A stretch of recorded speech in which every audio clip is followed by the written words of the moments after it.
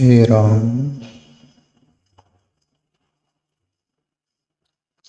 हाँ प्यारे मित्रों,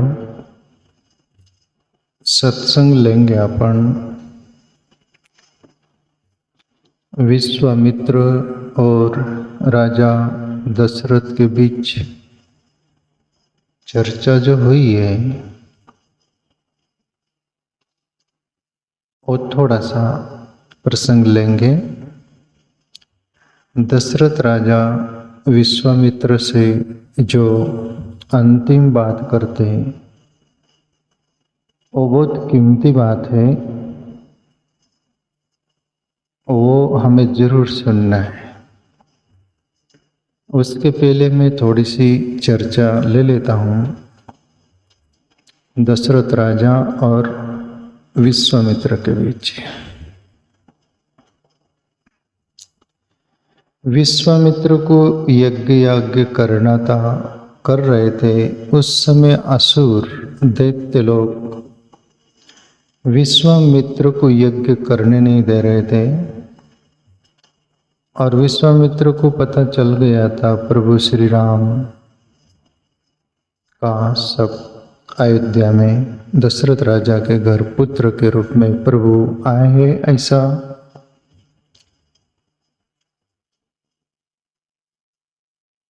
तो फिर विश्वामित्र राजा दशरथ के वहाँ राजमहल में जाते पहुँचते हैं। प्रभु राम से और लखन दोनों को चाहिए, उनको विश्वामित्र को यज्ञ की सुरक्षा के लिए, रक्षा के लिए। जो असुर लोग विश्वामित्र यज्ञ करते थे उसमें हड्डी मांस वगैरह डाल देते थे, ऐसा ये दुविधा थी वो मिटाने के लिए। मुनि आगमन सुना जब राजा, मिलन गई हूँ ले विप्र समाजा। करी दंडवत मुनि ही सन्मानी, निज आसन बैठारे ही आनी। राजा दशरथ विप्रजन यानी ब्राह्मणों को साथ में लेकर विश्वामित्र का सुना कि वो राजमहल पधार रहे हैं। राजमहल के करीब आ गए। राजमहल में प्रवेश कर रहे, इतने में विप्रवर को लेकर राजा एक आदर सत्कार जो होता है ना अतिथियों का, उस अंदाज में दशरथ राजा ने विप्रवरों के साथ ब्राह्मणों के साथ पूजा आदि की। आदर सब कुछ जो करना चाहिए वो सब सत्कार किया, आदर किया। करी दंडवत मुनि ही सन्मानी, दंडवत प्रणाम करके राजा, जैसे दंडवत ऐसे लंबे समर्पित, मतलब अपने को न बचाना, उसका वो अर्थ होता है कि हमारे राजमहल में ऋषि पधारे हैं, मुनि पधारे हैं। बड़े लोग जो होते हैं उनकी बड़ी सोच भी होती है, तो दंडवत राजा दशरथ की ये। छोटे लोग दंडवत प्रणाम करते नहीं। दंडवत प्रणाम का अर्थ युगोलेस हो जाना है, मैं ना कुछ हूँ। अहंकार कभी भी ऐसा हाथ करेगा कि दूर रहो, झुकता नहीं अहंकार, कभी नम्रता नहीं रहती ना अहंकार में। दशरथ राजा दंडवत प्रणाम किए, निज आसन बैठारे ही आनी। दशरथ राजा जिस आसन पर बैठते थे वो आसन मुनि के लिए दे दिए। ये भी प्यारे मित्रों, अहंकार न हो, बड़प्पन हो, मानता हो तो ही खुद का आसन दे सकते, नहीं तो वो अच्छे लोग नहीं देते। दूसरों का आसन छीन लेंगे पर खुद का देंगे नहीं, अहंकार जाऊंगा। दशरथ राजा ने ये अतिथि देवो भव और ऋषि मुनियों को जो आदर देना चाहिए वो कदर के साथ सब कर रहे हैं। आगे बोले, चरणन पकारी की नहीं अति पूजा, मौसम आजू धन्य नहीं दूजा। राजा बोलते हैं कि मेरे जैसा धन्य भागी आज कौन होगा। पुनि चरणन पकारी की नहीं अति पूजा, चरण पैर धोए मुनि के, विश्वामित्र के, और पूजा की अभाव से भरकर, और बोले दशरथ राजा, मौसम अजू धन्य नहीं है दूजा। और प्यारे मित्रों, हमारे घर मराठी में बोलते हैं ना, साधु संत आले घरा ते ही दिवाली दशहरा। साधु संत हमारे घर पधार जाए, आ जाए, निर्मल संत, वही हमारे लिए दिवाली और दशहरा है। संत महापुरुष प्राय किसी के घर जाते नहीं, पर बिनु पुण्य पुंज मिले ही नहीं। संता रामायण की चौपे हमारे कोई पुण्य होते सुकृत, उसके कारण योग बनता है और कोई संत महापुरुष हमारे घर पधार जाते हैं। दशरथ राजा की तरह ही आदर करे तो हमारी मानता प्यारे मित्रों। और कुछ न कुछ लायकात होती तभी वहाँ संत जाते, वरना वो नहीं जाते हैं।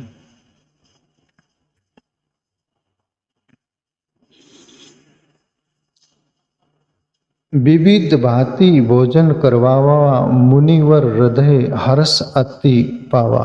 और राजा दशरथ विविध प्रकार का भोजन करवाते विश्वामित्र को, और विश्वामित्र बहुत राजी होते, खुश होते, प्रसन्न होते हैं। क्यों ना हो, सामने वाले की लायकात देखकर, आदर कदर देखकर, महानता देखकर, जो योग्य आदर कदर होने चाहिए, अतिथि देवो भव, वो दशरथ राजा कर रहे, तो विश्वामित्र अंदर हृदय से गदगद है, खुश है, प्रसन्न है। विश्वामित्र को यकीन भी आ रहा है कि राजा के पास में जो याचना लेकर आया हूं वो राजा दे सकता है। इस बात की भी हृदय की खुशी थी। आगे और बोले, पुनि चरणनी मेले सुत चारी, राम दे की मुनि देह बिसारी। और दशरथ राजा शालीनता बरत रहे, चारों पुत्रों को राम लक्ष्मण शत्रुघ्न भरत विश्वामित्र के चरण स्पर्श करने के लिए बोलते, चरणों में रख देते, कहते हैं कि प्रभु आपकी ही बच्चे है ये। विश्वामित्र को बोलते, मुनि को।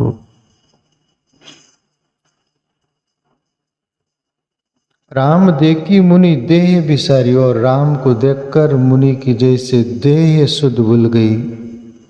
ईश्वर ही साक्षात प्रभु राम थे, ऐसा सब आता है ना। तो वो कांति देखकर विश्वामित्र मुग्ध हो गए, सगुण साकार रूप देखकर जैसे। और कभी भी जिंदगी में प्यारे मित्रों, जो महान लोग होते हैं, जिसके अंदर साफ सुथरा पवित्र था, कोई भी प्रकार का छल कपट नहीं, निर्मल चादर है, अंदर से हृदय पवित्र है, उनको आप देखकर आपका हृदय गवाही देगा कि यह नमन करना चाहिए और समर्पित होना चाहिए। अभाव से आप भर जाओगे। और सामने वाला छल कपट से, दुराग्रता से भरा हुआ, उसको देखकर नफरत पैदा होती है, वहां से निकल जाने की इच्छा होती है कि नहीं। तो विश्वामित्र प्रभु राम को देखकर देह शुद्ध जैसे भूल गए, भूलने लग गए।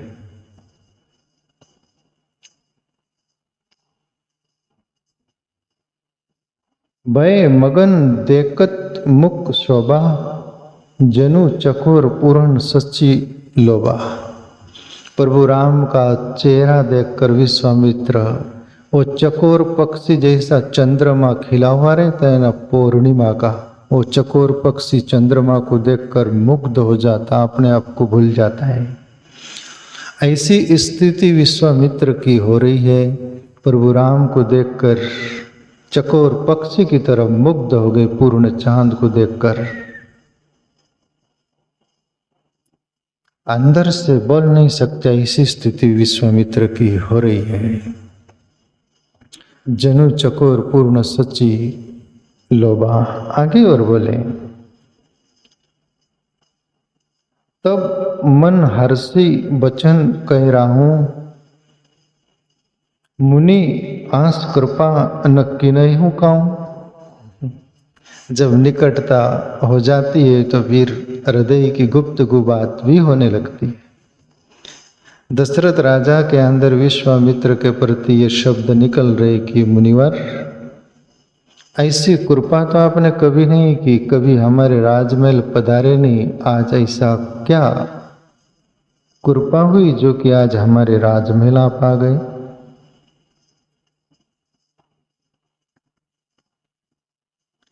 तब मन हर्षी बचन कहूँ राहू, मुनि अस कृपा नक्की नहीं कहूँ, कभी तो कृपा नहीं की, आज क्या हो गया। अब यहाँ पर विश्वामित्र के अंदर भी लग रहा होगा कि बात तो और कुछ है, अब क्या बताऊं, आशा लेकर तो आए हैं। कभी भी दुनिया में ऐसा है, देखने को आता है, बिना हेतु कोई हेद भी नहीं करता और बिना हेतु कहीं कहीं जाता भी नहीं, बिना हेतु कोई संपर्क सदाता नहीं, साधता नहीं। दशरथ राजा यहाँ पर तो बोल रहे हैं कि भला हो कि प्रेम के खातिर मिलने आए, कोई पीछे स्वार्थ तो नहीं, हो सकता है ऐसा आया भी हो मन, पर दशरथ राजा बोल रहे ऐसी कृपा प्रभु कभी नहीं की। के ही कारण आगमन तुम्हारा, कहूं सो करत न लाहूं बारा। मुनीश्वर, किस कारण से आपका आगमन हुआ और आप मुझे बता दीजिए, मैं उसको पूरा करने के लिए देरी नहीं करूंगा। दशरथ राजा तो बहुत हावभाव में बोल रहे, विश्वामित्र संयमित हो रहे कि मंगना तो बहुत बड़ी चीज है, आप बोले जा रहे और विश्वामित्र को आशा तो बंध रही है।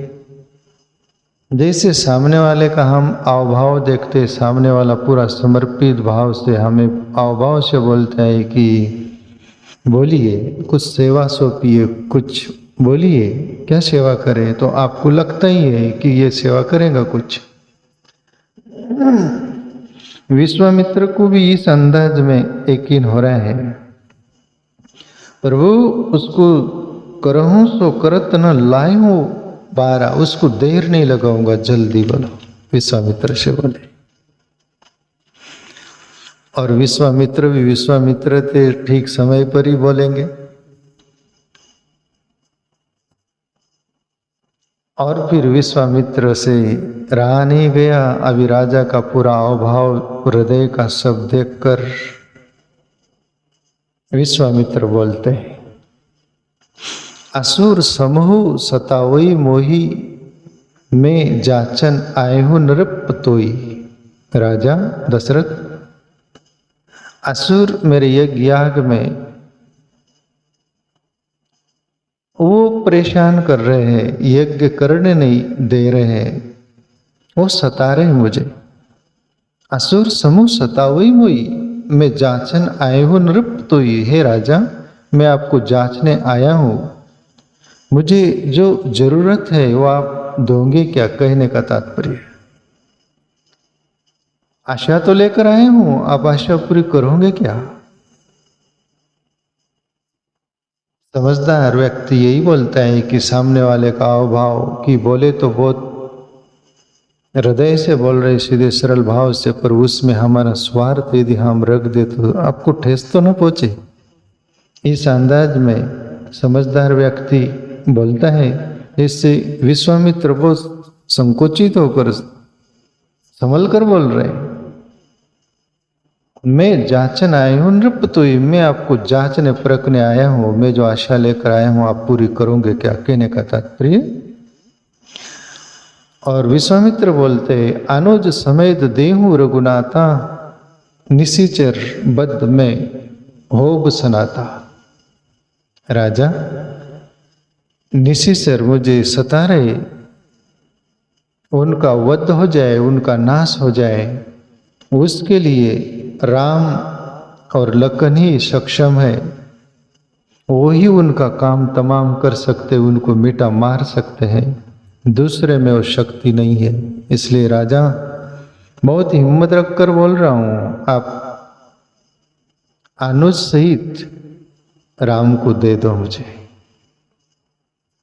और यहाँ पर राजा की तो बहुत गंभीर हालत हो गई। गंभीर हालत तभी होती जो हमारा प्राण से भी प्यारा कुछ हो और उसको कोई मंग ले, तो वहाँ शब्द खो जाते, वहाँ शरीर जवाब दे देता है, मन जवाब दे देता है, क्या बोले, वहाँ बोलने के लिए कुछ बचता नहीं सा लगता है। अनुज समेत देहु रघुनाथा, राम को लक्ष्मण सहित दोनों को दे दो, निशिचर बद में हूं सनाथा, मैं सनाथ हो जाऊंगा। राजा दशरथ की हालत देखकर जैसा शौक लगा, शॉट लगा, राजा दशरथ गंभीर हो गए। वो देखकर विश्वामित्र और बोले, देव वो मन हर्षित तजहु मोह अज्ञान। राजा दशरथ, देवभूप मन हर्षित तजहु मोह अज्ञान, मोह और अज्ञान को तज कर खुशी से राम लखन को दे दो, ज्यादा सोचो मत, अज्ञान को आगे मत लाओ, मोह को आगे मत लाओ, ये दे दो। और प्यारे मित्रों, कहते हैं ना संत, जो भी कुछ मांगते हैं हमारे से एक मांगेंगे तो दो करके दे देंगे। और विश्वामित्र राम लखन को ले जाएंगे, आगे चल के वो सब कथा आती है। राम लखन को ले गए, दो को ले गए तो दो का चार करके दोनों की शादी करके वापस लाए। इतना ही नहीं, शत्रुघ्न भरत की भी शादी करवा दी। जनक राजा की उधरी ले गए थे दो, दो का चार, चार का आठ हो गया। 3 गुना ज्यादा दे देता है संत महापुरुष। हमारे से कुछ भी मंगा करते ना, तुम्हारा शोषण नहीं करेंगे, तुम्हारा पोषण ही करेंगे, पर उतनी समझदारी हो तो हम हिचकेंगे नहीं, हिचकिचाहट नहीं होगी। देव बुक मन हर्षित तजहु मोह अज्ञान, धर्म सुजस प्रभु तुम को इन कहे अति कल्याण। राजा,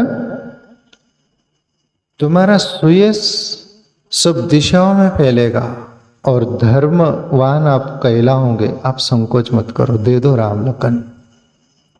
और दूसरी बात, इन कहे अति कल्याणा, और राम लखन का कल्याण ही होगा, कल्याण नहीं होगा। आप ज्यादा सोच मत करो, दे दो। और प्यारे मित्रों, मैं आपसे बोलूं, कोई भी संत महापुरुष जो ग्रेट लोग होते, मान लोग होते हैं, तुम्हारे से क्या मांगेंगे, पर तुम्हें और कुछ देना चाहते, इसलिए कभी कभी याचक बनकर भी मांगते हैं। उसको आप गलत अंदाज में मत ले लीजिएगा। ऐसे कहीं भक्त हुए, समर्पित हो गए। आगे बोले, सुनी राजा अति अप्रिय वाणी, हृदय कंप मुख दूती कुमलानी। राजा की हालत गंभीर हो गई, जैसे कोमा में चले गए। विश्वामित्र से ये सुनते ही राजा की क्या हालत हुई। सुनी राजा अति अप्रिय वाणी, विश्वामित्र की तो ये अप्रिय वाणी जैसे लगी कि ये तो बहुत कुछ अलग बोल दिए विश्वामित्र, ये तो मैं सोचा भी नहीं था। राजा सोचने लग गए और बहुत संकट में आ गए। हृदय कंप गया, मुख दूत कुमला, मुंह कुमला गया, जैसा चेहरा बता दिया। संकट आ गया कि आपने मंगा वो ठीक नहीं किया, और ये असंभव, इम्पॉसिबल वाली बात।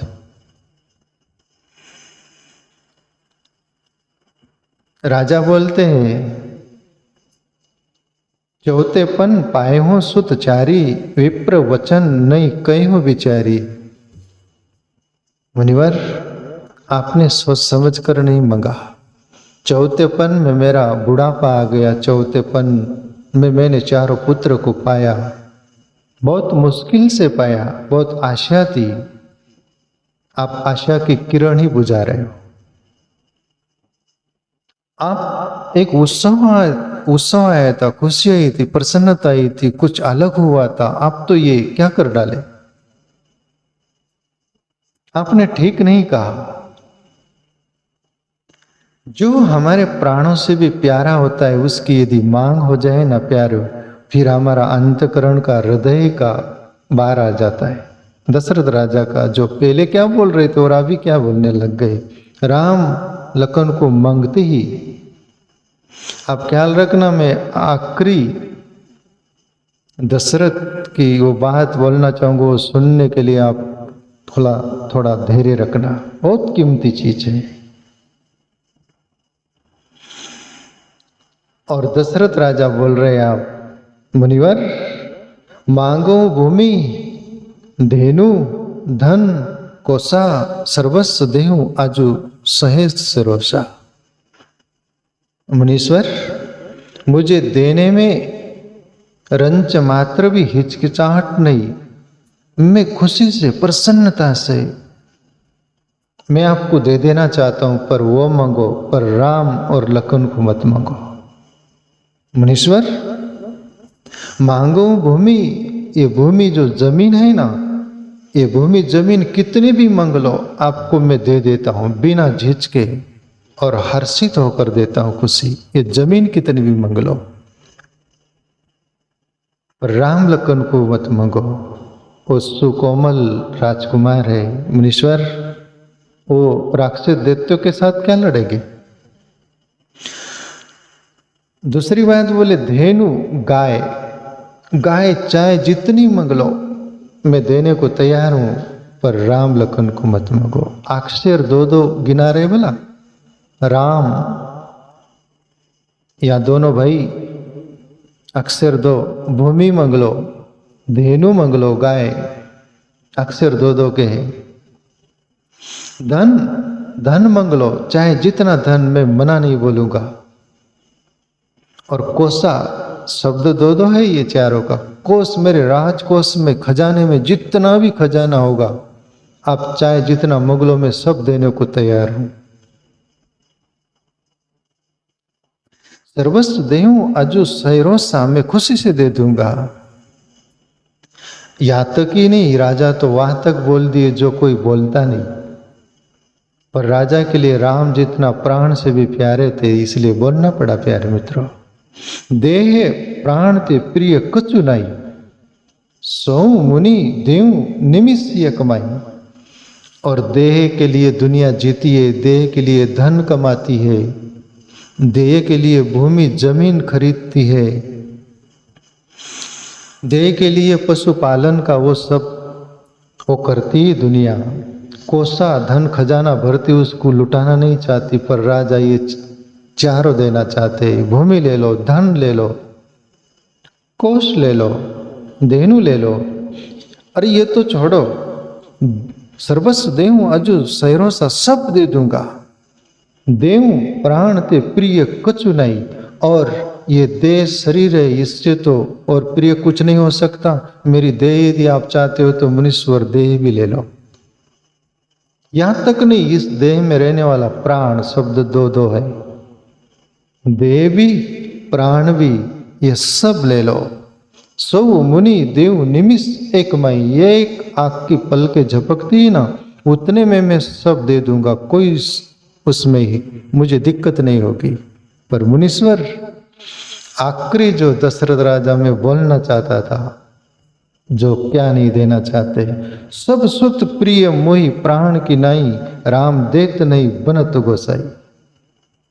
ये पूरी इतनी बात बोलने के पीछे इतना ही सार प्यारे मित्रों इसमें विशेष रूप में क्या बोले, सब सुत प्रिय मोहि प्राण की नहीं। मुनीश्वर, चारों बच्चे मुझे प्राण की नहीं यानी प्राण जैसे प्रिय है, पर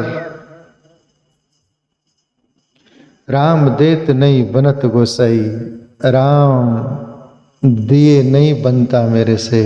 आपने मुनीश्वर क्या कर दिया, मुझे विवश कर दिया। ये सब ले लो, पर राम मत मांगो।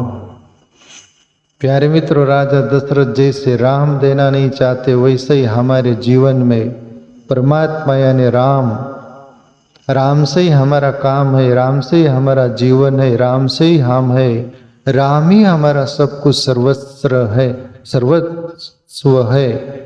राम को छोड़कर, राम को भूलकर राम को देखकर यदि तुमको जीना पड़े तो तुम्हारा जीवन मुर्दा होगा। इसलिए दुनिया में सभी कुछ रोटी रोजी कमाना, सबके लिए जीना, सब कार्य करना, पर राम को नहीं भूलना।